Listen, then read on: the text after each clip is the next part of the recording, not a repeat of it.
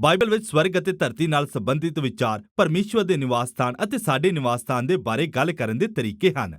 ਮੈਂ ਆਪਣੇ ਨਿਵਾਸ ਸਥਾਨ ਨੂੰ ਚੰਗੀ ਤਰ੍ਹਾਂ ਜਾਣਦੀ ਹਾਂ। ਅਸੀਂ ਇੱਥੇ ਰਹਿੰਦੇ ਹਾਂ। ਇੱਥੇ ਰੁੱਖ, ਨਦੀਆਂ ਅਤੇ ਪਹਾੜ ਹਨ।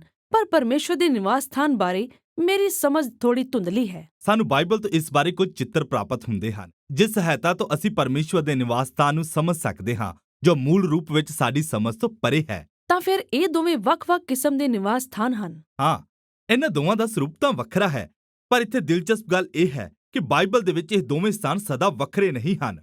ਇਸ ਲਈ ਸਵਰਗ ਅਤੇ ਧਰਤੀ ਨੂੰ ਇਸ ਤਰ੍ਹਾਂ ਦੇ ਆਕਾਰ ਵਿੱਚ ਸਮਝੋ ਜੋ ਇੱਕ ਦੂਜੇ ਦੇ ਨਾਲ ਮਿਲ ਸਕਦੇ ਹਨ। ਅਸੀਂ ਬਹੁਤ ਵਾਰੀ ਮਰਨ ਤੋਂ ਬਾਅਦ ਸਵਰਗ ਜਾਣ ਦੀ ਗੱਲ ਕਰਦੇ ਹਾਂ, ਪਰ ਅਸੀਂ ਸਵਰਗ ਅਤੇ ਧਰਤੀ ਦੇ ਇੱਕ ਦੂਸਰੇ ਦੇ ਨਾਲ ਮਿਲ ਜਾਣ ਦੀ ਗੱਲ ਬਹੁਤ ਘੱਟ ਕਰਦੇ ਹਾਂ। ਅਤੇ ਇਹ ਹੈਰਾਨ ਕਰ ਦੇਣ ਵਾਲੀ ਗੱਲ ਹੈ, ਕਿਉਂਕਿ ਸਵਰਗ ਅਤੇ ਧਰਤੀ ਦੇ ਮਿਲਾਪ ਦੀ ਕਹਾਣੀ ਹੀ ਬਾਈਬਲ ਦਾ ਪ੍ਰਮੁੱਖ ਵਿਸ਼ਾ ਹੈ। ਕਿਵੇਂ ਉਹ ਇੱਕ ਸਮੇਂ ਪੂਰੀ ਤਰ੍ਹਾਂ ਨਾਲ ਇੱਕ ਸਨ ਅਤੇ ਫਿਰ ਉਹਨਾਂ ਨੂੰ ਵੱਖ ਹੋਣਾ ਪਿਆ, ਅਤੇ ਕਿਸ ਤਰ੍ਹਾਂ ਇੱਕ ਵਾਰ ਫਿਰ ਪਰਮੇਸ਼ਵਰ ਉਹਨਾਂ ਨੂੰ ਇੱਕ ਕਰ ਰਿਹਾ ਹੈ।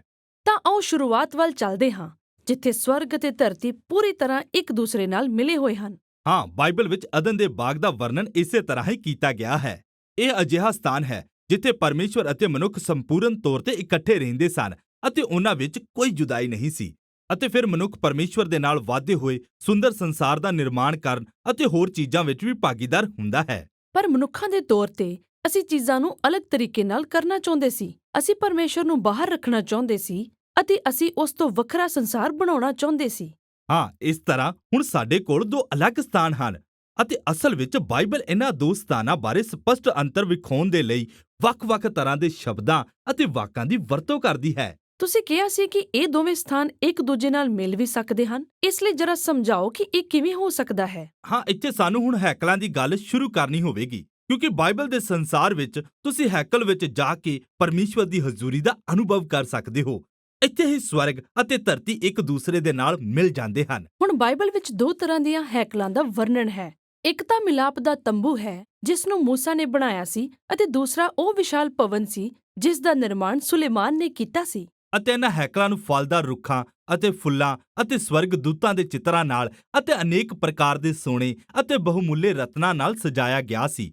ਇਹਨਾਂ ਦੀ ਬਣਾਵਟ ਤੁਹਾਨੂੰ ਇਹ ਮਹਿਸੂਸ ਕਰਾਉਣ ਲਈ ਕੀਤੀ ਗਈ ਸੀ ਕਿ ਤੁਸੀਂ ਫਿਰ ਤੋਂ ਬਾਗ ਵੱਲ ਮੁੜ ਰਹੇ ਹੋ, ਅਤੇ ਹੈਕਲ ਦੇ ਵਿਚਕਾਰ ਇੱਕ ਜਗ੍ਹਾ ਸੀ ਜਿਸ ਨੂੰ ਅਤ ਪਵਿੱਤਰ ਸਥਾਨ ਕਹਿੰਦੇ ਸਨ, ਜੋ ਪਰਮੇਸ਼ਵਰ ਦੀ ਹਜ਼ੂਰੀ ਦਾ ਕੇਂਦਰ ਬਿੰਦੂ ਸੀ।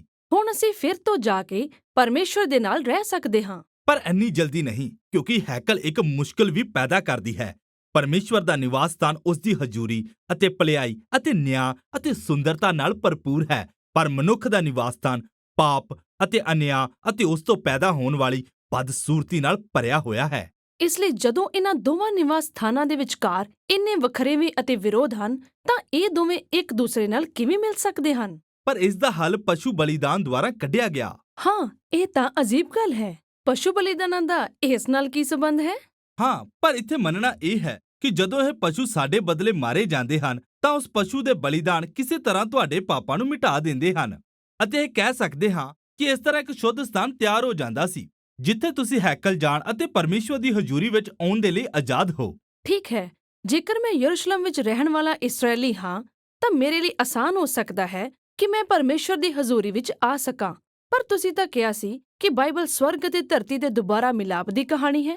ਹਾਂ, ਸਾਨੂੰ ਇਸ ਕਹਾਣੀ ਵਿੱਚ ਅੱਗੇ ਵੱਧਦੇ ਜਾਣਾ ਹੈ, ਜਦੋਂ ਤੱਕ ਅਸੀਂ ਨਵੇਂ ਨੇਮ ਵਿੱਚ ਯਿਸੂ ਤੱਕ ਨਾ ਪਹੁੰਚੀਏ। ਯਹੂਨਾ ਦੀ ਅੰਜੀਲ ਵਿੱਚ ਅਸੀਂ ਵੇਖਦੇ ਹਾਂ ਕਿ ਪਰਮੇਸ਼ਵਰ ਯਿਸੂ ਵਿੱਚ ਮਨੁੱਖੀ ਦੇਹ ਧਾਰ ਕੇ ਆਇਆ ਅਤੇ ਸਾਡੇ ਵਿੱਚ ਡੇਰਾ ਲਾਇਆ।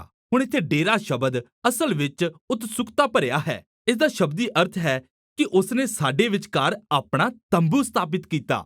ਅਤੇ ਇਸ ਲਈ ਜੋ ਯਹੂਨਾ ਇੱਥੇ ਦਾਅਵਾ ਕਰ ਰਿਹਾ ਹੈ ਕਿ ਯਿਸੂ ਇੱਕ ਹੈਕਲ ਹੈ, ਉਹ ਹੁਣ ਇੱਕ ਅਜਿਹਾ ਸਥਾਨ ਹੈ ਜਿੱਥੇ ਸਵਰਗ ਅਤੇ ਧਰਤੀ ਮਿਲ ਜਾਂਦੇ ਹਨ। ਯਿਸੂ ਦੇ ਬਾਰੇ ਦਿਲਚਸਪ ਗੱਲ ਇਹ ਹੈ ਕਿ ਉਹ ਆਪ ਕਿਸੇ ਸੁਰੱਖਿਅਤ ਅਤੇ ਸ਼ੁੱਧ ਸਥਾਨ ਵਿੱਚ ਨਹੀਂ ਰਹਿੰਦਾ ਹੈ। ਉਹ ਪਾਪੀਆਂ ਨਾਲ ਚੱਲਦਾ ਫਿਰਦਾ ਹੈ। ਉਹ ਲੋਕਾਂ ਨੂੰ ਉਹਨਾਂ ਦੀਆਂ ਬਿਮਾਰੀਆਂ ਤੋਂ ਚੰਗਿਆਈ ਅਤੇ ਪਾਪਾਂ ਤੋਂ ਮਾਫੀ ਦਿੰਦਾ ਹੈ। ਉਹ ਮੁੱਢਲੇ ਤੌਰ ਤੇ ਅਜਿਹੇ ਛੋਟੇ-ਛੋਟੇ ਸਵਰਗੀ ਸਥਾਨ ਬਣਾ ਰਿਹਾ ਹੈ ਜਿੱਥੇ ਲੋਕ ਪਰਮੇਸ਼ਵਰ ਦੀ ਹਜ਼ੂਰੀ ਵਿੱਚ ਰਹਿ ਸਕਣ, ਪਰ ਉਹ ਇਹ ਸਭ ਕੁਝ ਪਾਪ ਅਤੇ ਮੌਤ ਵਾਲੇ ਸੰਸਾਰ ਵਿੱਚ ਰਹਿ ਕੇ ਕਰ ਰਿਹਾ ਹੈ।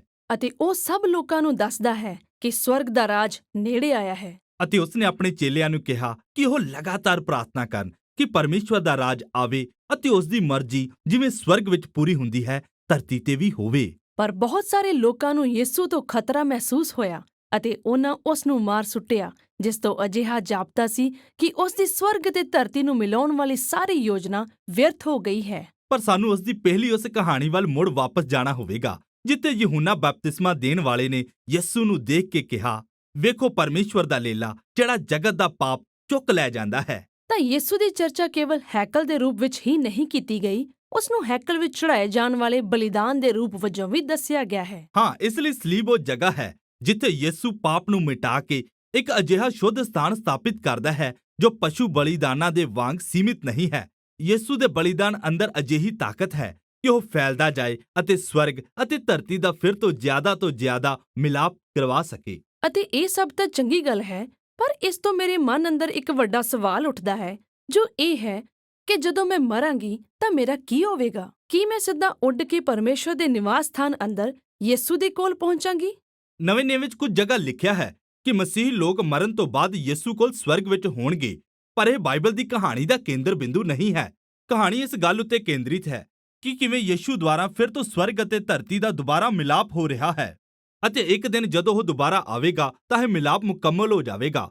ਪ੍ਰਕਾਸ਼ ਦੀ ਪੋਥੀ ਵਿੱਚ ਅਸੀਂ ਅਦਨ ਦੇ ਬਾਗ ਦੀ ਇੱਕ ਸੁੰਦਰ ਤਸਵੀਰ ਵੇਖਦੇ ਹਾਂ, ਜੋ ਹੁਣ ਇੱਕ ਨਗਰ ਦੇ ਵਾਂਗ ਹੈ ਜਿੱਥੇ ਪਾਪ ਅਤੇ ਮੌਤ ਨਹੀਂ ਹੈ, ਅਤੇ ਉਸ ਨਵੀਂ ਸ੍ਰਿਸ਼ਟੀ ਦੇ ਅੰਦਰ ਸਾਰਾ ਮਨੁੱਖੀ ਇਤਿਹਾਸ ਛੁਟਕਾਰਾ ਪਾਉਂਦਾ ਹੈ, ਅਤੇ ਪਰਮੇਸ਼ਵਰ ਦੇ ਅਤੇ ਮਨੁੱਖ ਦੇ ਨਿਵਾਸ ਸਥਾਨ ਇੱਕ ਵਾਰ ਫਿਰ ਤੋਂ ਪੂਰੀ ਤਰ੍ਹਾਂ ਇੱਕ ਹੋ ਜਾਂਦੇ ਹਨ।